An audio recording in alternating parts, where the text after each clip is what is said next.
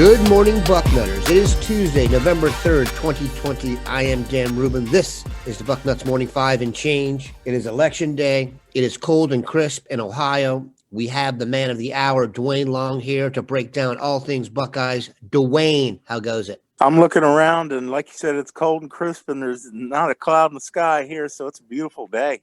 A perfect fall day, which means football in Ohio. Unfortunately, we are going to start with some bad news. Defensive back Cam Brown, we all saw him go down in the game, a non-contact injury. Our worst fears were realized. The Achilles sniper got him. He has torn his Achilles tendon. That means there will need to be some replacements at corner. The good thing about Cam is he's young and he has plenty of time to rehab, which is a tough injury, and we absolutely wish him the best. That means there's going to be some other guys that need to step up at corner. The main guy would be Cam Brown. This does increase the pressure on backup Tyreek Johnson. Some thought he'd even start over Cam Brown. In the game this past weekend, the slot was manned by Lathan Ransom and Josh Proctor once Cam was sidelined. What would you do now, as it's apparent Cam won't be back this season? Well, first, when I saw him go down, I don't know, over the years of watching football, when people go down from non-contact injuries, you immediately, the red light goes off. Yeah, this is bad. And when he went down, I didn't see if, anything that happened. Achilles heels, Achilles tendons, they seem to be so much worse than knees. We see guys that never return to their former selves after an Achilles injury. And knees, guys, how many is Trey Sermon? Look at the guys back over the years that had knee injuries and the Achilles. It's just, I hate hearing that. And we did need this kid. As far as a third cornerback, though, you've got Banks out there, and the way they played him Saturday, I don't know how much confidence they got in him. He was playing off too much, especially in the second half. The guy that's got to step forward is Johnson. We had so little experience. So, Johnson's just got to be that. He's a super athlete, Dan. This kid should be talked about with the best that, have played here at cornerback. And he's just not found his way here. And now he's got no other choice. Now, as far as Ransom and Proctor at the nickel, I don't think fans should immediately jump to conclusions about, well, Johnson's not playing well enough, that they just don't have any faith in him. They may want to play a safety in that spot, so they've got a better tackler, a more physical guy on the field rather than put in another corner who's better in coverage. But you're giving up a guy who can come up and make plays at the line of scrimmage, make plays in a running game. So let's not jump to conclusions that this is a bad thing. And I love Ransom. I thought Ransom could take one of the starting safety jobs before the year was out anyway. So let's just see how this unfolds. Yeah, in terms of who they put in there with the safeties, I also think that might have something to do with the fact that Penn State's offense, one, they very rarely throw to the third receiver, and two, it's more of a running offense. If you get in there against a spread attack, I really doubt the third or the nickel will be a safety, but you don't know. Both Proctor and Ransom are pretty talented. All right, it's been 2 games, Duane. Ohio State is 2-0, and generally anyone with a brain knows now that there are 3 teams that have separated themselves from the pack, Ohio State, Clemson, and Alabama. But let's stay home with this one. After 2 games, what is the one thing that has surprised you in the positive, and what is the one thing that you think needs to be worked on or we would call a negative? Well, I guess I wouldn't necessarily call it so much a surprise or being so effective at defensive tackle now that we got the right parts back. But these guys have just been dominant. We were talking about it off the air. Togiai had 3 sacks. It just, we were saying, when's the last time that happened here? A defensive tackle with 3 sacks. When's it happened anywhere? A defensive tackle with 3 sacks in a game. And that doesn't include the pressures he had. And he was part of a defensive line unit that held Penn State to 44 rushing yards. Then you got Garrett, and they're both playing. What do you do about them? You can't double team them both. You just can't. So you got to ask somebody on your offensive line, your interior offensive line, to do something that may not be possible, which is take one of these guys. You got to have a real badass dude to take on either one of them one-on-one. And I don't think we're going to see that kind of guard the rest of the year in the Big Ten. May not see a guy like that until the playoffs. So those two guys just being this dominant, not that they're good, being this completely dominant.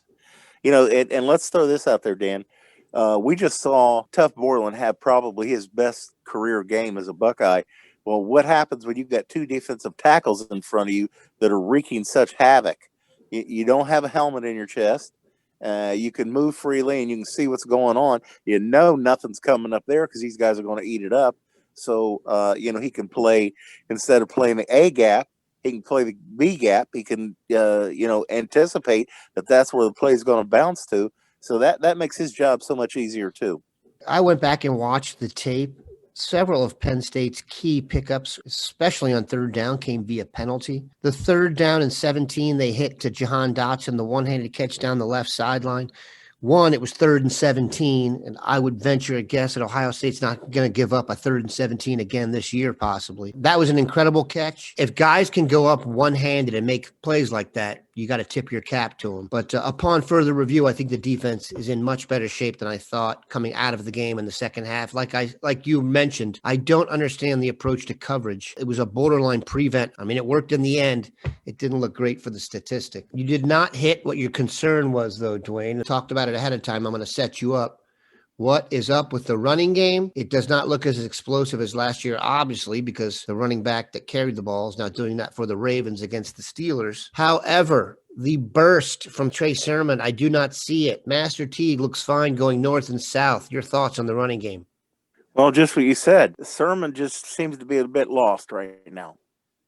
He's not being effective. And Teague, he seems to be a straight line guy. I remember talking about him as a junior in high school when I wasn't so overly impressed.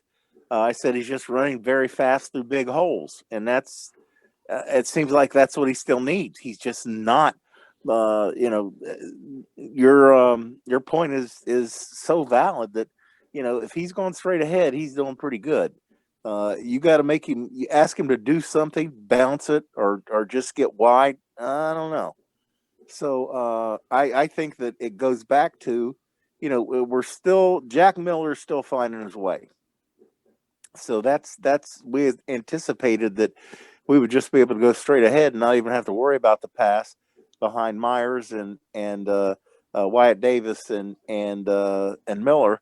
And that has not been the case, but there's been holes that these guys just aren't hitting. They're not making good reads. I put it more on the backs than I do on the line.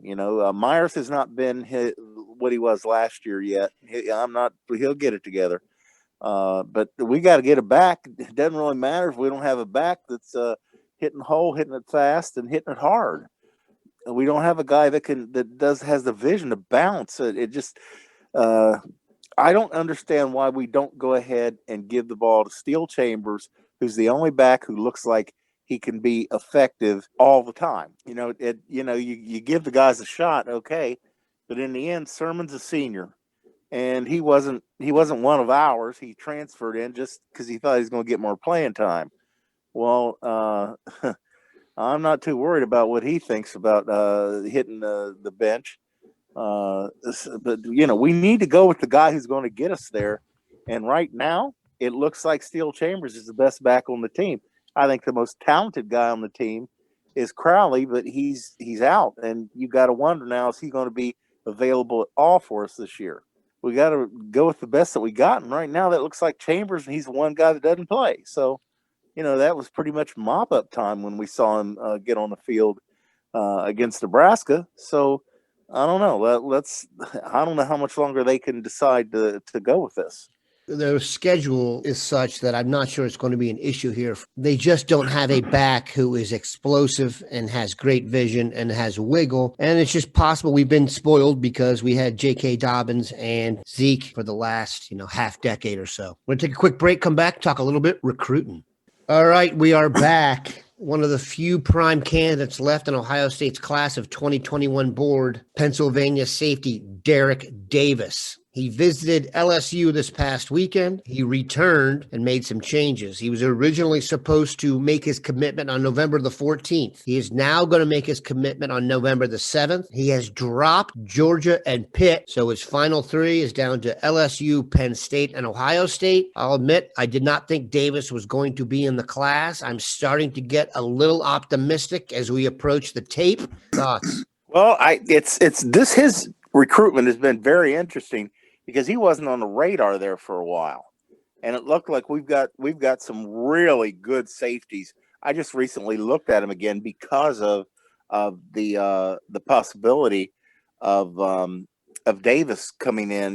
That it just seemed to pop up out of nowhere that we were back on it with him. We got some really good kids, and it just made sense that we don't have room, and we should look elsewhere if we do have room. But now he's back, and the kid is, to me, the best safety in the class. You watch him play, he's dynamic, he's fast, he's got size, he's got everything. He could play running back, receiver, just a super athlete. You take him. If you can get him, you take him. Don't even think about it. And you said it, I'm a bit optimistic. I couldn't agree more.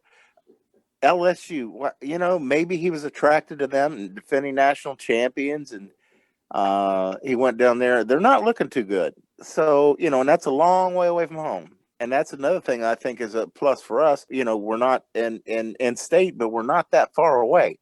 Parents could drive down on game day if they get up early enough. I think things look really good for us, and for us to come in that late. He kind of wants to come here. I just, why did you can go anywhere you want, and we seem to lose contact there for a while. Now you're back. It makes me think that this is where he wants to be. If he wanted to be at Penn State, he would have went ahead and committed. How many times have we seen kids do this across the country? They throw the in-state school in there because it's in-state. They're probably getting some pressure to go there. Put them down to one of the last schools, and then when you have to decide. So I think the smart money's on Davis coming here. That means the smart money would make everybody happy. What makes us happy is the Buckeyes are 2-0, and there does not seem to be a major obstacle on the schedule for some time. We appreciate Duane stopping by. Have a good one, Bucknutters.